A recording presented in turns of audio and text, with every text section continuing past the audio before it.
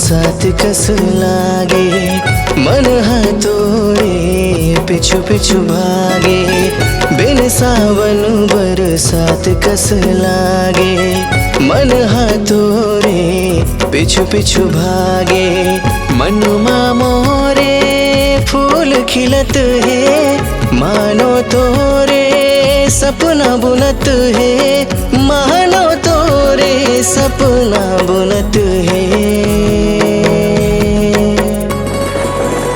हो बिन सावन बरसात कस लागे, मन हाथोरे पिछु पिछु भागे।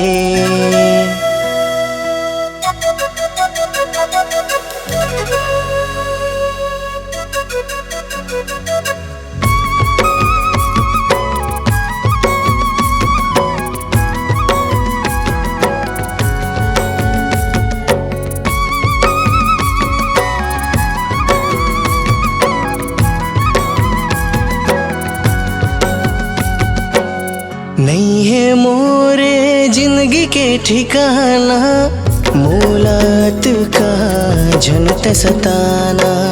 बैरी जमाना मारे घलोताना, मोला बस तोला अपन बनाना।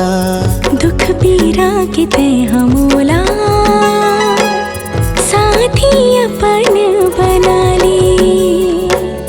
रह नहीं सको मैं हतुर बिन, मन मापन बसाली। नैना मोरे तोला खोजत है, बिन सावन बरसात कस लागे, मन हाथोरी पिछु पिछु भागे।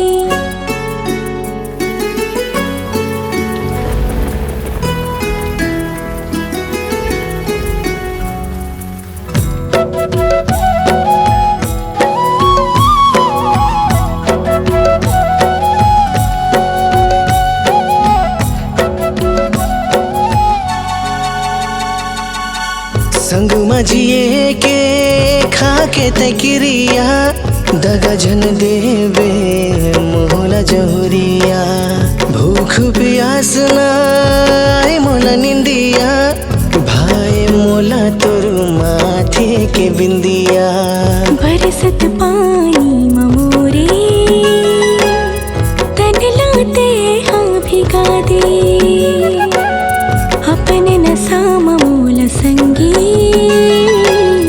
अत गाते हाँ मता दे।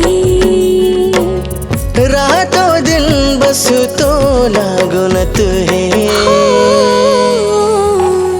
बिन सावन बरसात कस लागे, मन हाथोरे पिछु पिछु भागे। हो बिन सावन बरसात कस लागे, मन हाथोरे पिछु पिछु भागे।